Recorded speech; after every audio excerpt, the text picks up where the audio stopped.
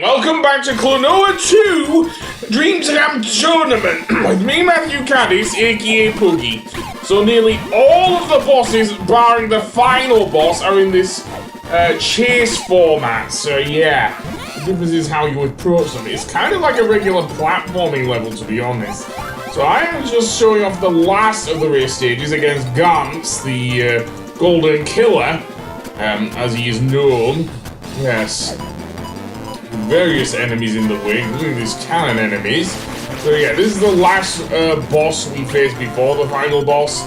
The final boss I will show off, of course, in this episode. And then I'm done with Klonoa Dream Champ Tournament. So yeah. But other than that, there is the introduction of the Black Boomies. These guys actually explode in exactly 10 seconds. So you want to move quickly if you want to get through the level and use them effectively, so to speak. And yeah, so slightly, I can't say less time than the pink boom, because the pink boom is actually exploding very quickly. I don't know if it was about 10 seconds, because in those games, we didn't have a timer. Well, we did have a timer, but it didn't show up on screen in Lunatic's Veil, unlike in this game. So yeah. And as for the cannons, they will shoot enemies outwards. Yes, they don't do anything with Klonoa. You don't get to see him flying through the level, unfortunately. Technically impossible on the GBA without switching to another transition, so to speak, given how these handheld consoles, certainly in the 2000s anyway, worked. So yeah, also these arrows send your enemies in a certain way. Kind of similar to one of the bosses in, dare I say, Empire of Dreams, if you'll see. Yeah, because one of the bosses in that game did that using the arrows. You could only damage him that way, so yeah. But other than that, yeah. And I like how the arrow platforms even move the giant blocks as well. That's pretty cool, actually. And, oh boy, we have an arachnid for a boss. Yeah, never mind the psycho killer actually chasing us. Yeah, apparently we do have a boss in here after all. Seriously. Even though it's in the race format and whatnot, so... Yeah, maybe I was wrong. But to damage the giant spider, what we have to do is damage its belly.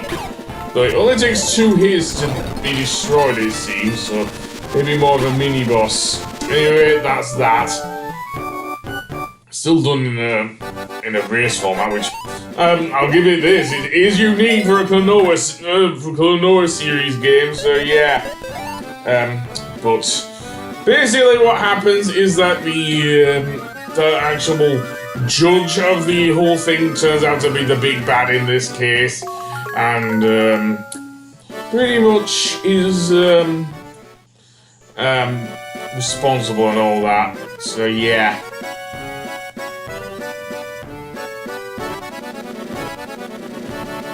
I guess he is. It does look kind of cool, to be fair. Probably one of the more unique. Sure, if we can get past the whole wahoo bit, but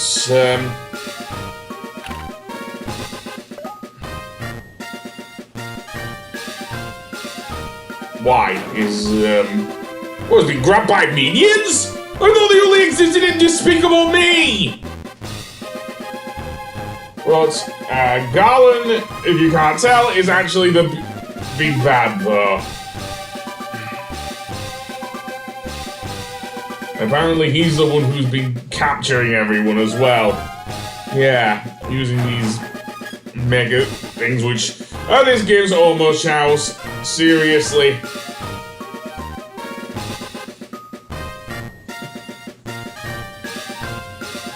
Oh great, we're going down this route? Seriously? But yes, Garland's the big bad. And apparently he has turned Lolo and the rest of the others into gears as well. Seriously. And Gantz is quite badass himself. Well, yeah, especially since he's quite happy-go-lucky, is Klonoa. But let's get to the final boss anyway. Probably destroy Garland.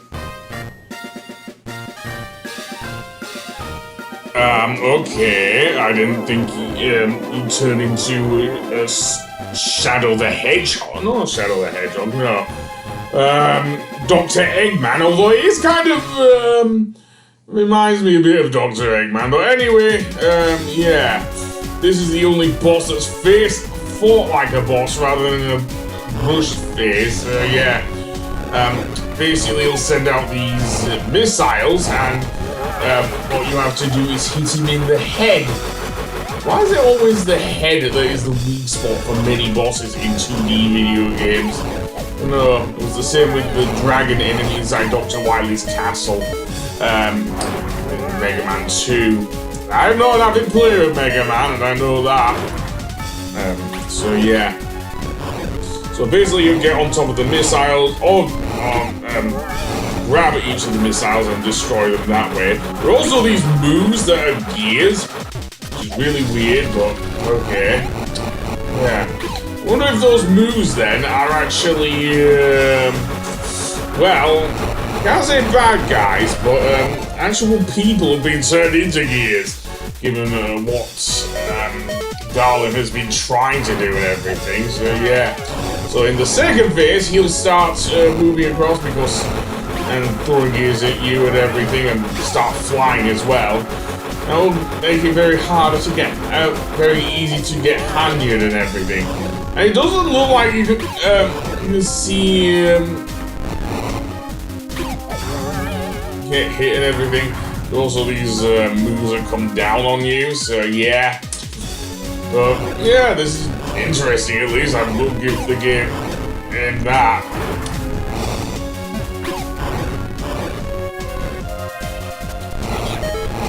And yeah, the warning sign is for when the boss comes down. Eventually when he takes damage, he will make the floor cave in and everything, leaving him with one of his gears. And now we have these floating things, similar to when we were going through the Kingdom of Sorrow in Lunatea's Vale. Indeed, and now it's only his head! Seriously, it looks like a bunch of tweezers. And what you have to do is ram yourself into him. He has this killer laser, seriously, which is very annoying. Seriously, so yeah, his weak point is that thingy there. There also seems to be an herbal regenerating, so you can ram a lumper right into his head. Just like with Leorina, when she was in Chicken Lugia form. And then everything starts to explode a lot quicker than the Death Egg in Sonic Forces. So yeah, and Lolo is rescued, absolutely, seemingly. It's a shame that she's had to lower herself to damsel in distress status, but at least it's not like Princess Peach or anything, although I mean that Princess Peach does become at least somewhat fighting back in some other Mario games.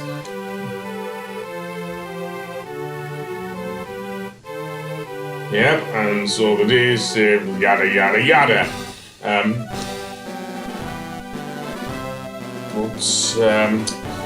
This is also the last Klonoa game that was released in English. Yes, the next two Klonoa games, which are the last ones I will look at, will actually be games that have only been released in Japan, who have been given fan translations. So, yeah, and apparently Garland gets arrested by the Pokemon-looking guy that looks like a Seadra. Apparently he's a policeman, who knew? But anyway, I'll see you on the next episode for the next game. So I'll see you then. Goodbye!